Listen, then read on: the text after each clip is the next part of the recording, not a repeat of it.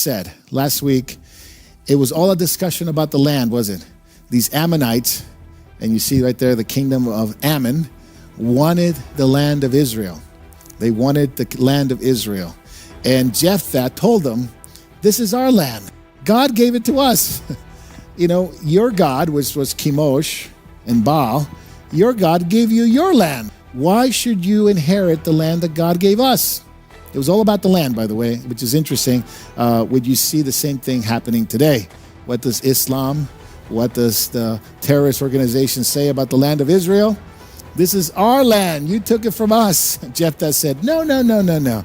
God gave it to us, and we can't give you what God gave us.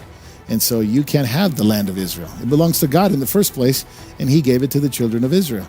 By the way, this is the flag of Yemen, by the way. Somebody asked me, is this the real flag of Yemen? Yes, it is.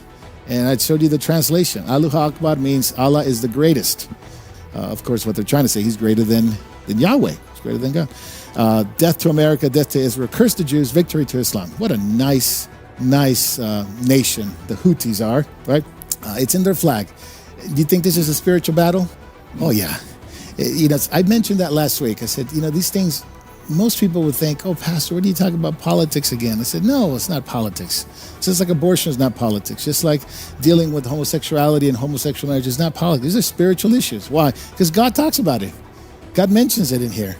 And one of the things that Westerners, we as Westerners, right, we're so secular. Our society is so secular that we don't really understand these Middle East tensions. We don't understand what the Bible says about them. They're all spiritual in nature. They understand it. You ask one of these guys, do you think this is a religious conflict? You know what they're going to say? Absolutely, without a doubt. We have a divine command from Allah to take over the land and kill the Jews. That's what they'll say. They have a divine command. From the river to the sea, Palestine will be free. That has even gotten into our own nation now. You know, what does a college kid in UCLA have anything to do with this little saying here? Why will they adopt that? Well, it happened. You know why? Because it's a spiritual issue. We don't think, well, everybody has to think like us. Everybody has to be like us. And so these religious wars or these spiritual wars have no bearing in our thinking, right?